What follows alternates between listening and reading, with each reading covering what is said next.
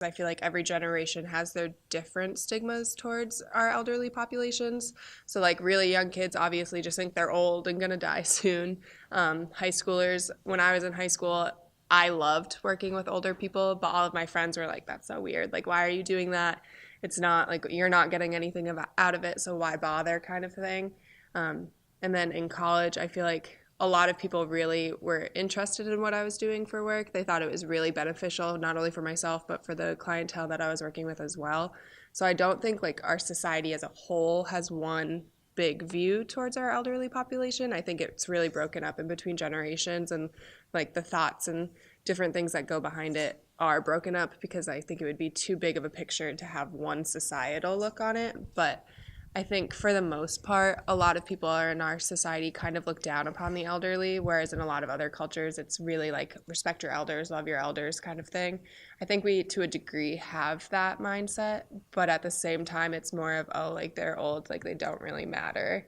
And I like that breaks my heart because elderly people have literally been the biggest impact on my life, 100%.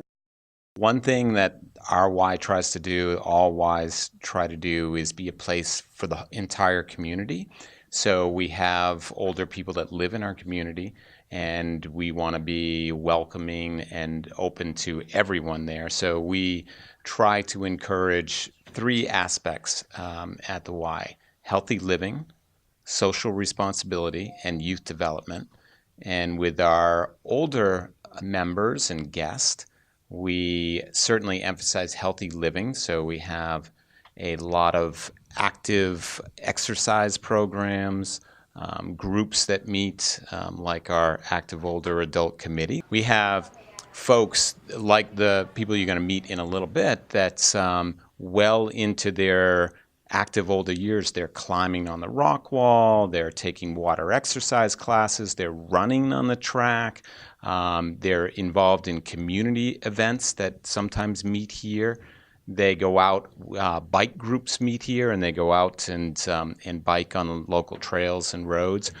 They do a ton of different exercise classes, from Zumba to yoga, strength training. So we have lots of active people here that are a little bit older. Everything that you see that our younger children are doing, a lot of our older people are doing. They're doing gymnastics, they're climbing, they're swimming, they're playing sports, they're being active in exercise classes, they're socializing, they're connecting with people in their community. So all the things that the kids come here to do, they're doing as well. Been a member of the Y since 3 days after I came to town in 1967, and have done a lot of kind of official positions at the Y, and actually have been was involved in the fundraising and the building committee to build this Y 5 years or so ago now, and it's been a major preoccupation of my life to be involved with the Y. I was a businessman in Keene, and have a lot of different activities in town that I do. But the Y is the place that now in retirement, and I would guess I'd say old age, is where my wife and I are increasingly becoming involved. I think that the Keene is now becoming an old town. We have a lot of friends that have moved here from elsewhere because they either have a kid in New England that they want to be closer to, or Keene has really good medical facilities. It's the right size, a lot of different activities with the college. The call program is absolutely marvelous. I'm very active with my wife in the call program. And I think Keene values, or should value, the elderly highly, because it's a major source of income for the community, and kind of a force that it welds the community together. I come to the Y about 4 to 5 times a week, and my husband and I both use the Y. And I've been away for 3 days at a quilting thing, and he didn't go at all. But now he's back coming again. So we encourage each other to participate, and it's really just the best people here to socialize with, and I don't do much in the locker room with my friends, but I don't talk to them in there. But we meet outside, and we've made a lot of friends because of the Y. I had a TIA, which is a mini stroke, 6 or 8 years ago. I haven't had a problem since. The doctor said, well, be a little more active. So I became more active, and I'm as healthy as a horse. And I've gone from being 35 to being 25, so that's important to me. I do spinning upstairs. Sometimes use the weights. There's a whole series in the Wellness Center of weight machines up there. I use them sometimes. And I get a lot of exercise with my jaw and lips in the men's locker room. The men's locker room is one of my favorite places in here, and I tell people that I'm not kidding. I have but several people that I've met just there, and we have relationships that go beyond this. And it's hard to swim laps sometimes because some of them talk so much.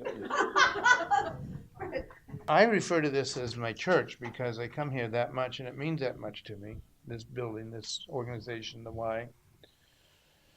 And I don't know, I would say it's kept me busy, active, moving. I've been involved with the climbing wall for a long time as a volunteer belayer and also as a climber. I do a lot of yoga. I do the programs that some of the other people mentioned, the Silver Strength, which is really fun. I hike Mount Monadnock just about every week. And people say, really? I say, yeah. Yeah, we're slow, but we're there. We're out there. And there's no reason that, people give up things as they get older. We're in the middle of an age wave, so the baby boomers are now at the point where they're going to start needing services, and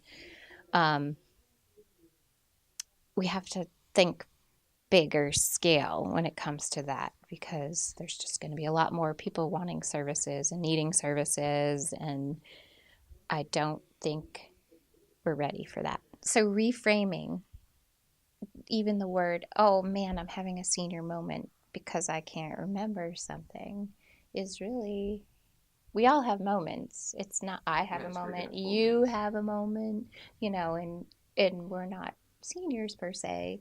So instead of saying I'm having a senior moment, I'm just being forgetful and trying to kind of think differently, talk differently. But it's going to be this constant to combat the stigma.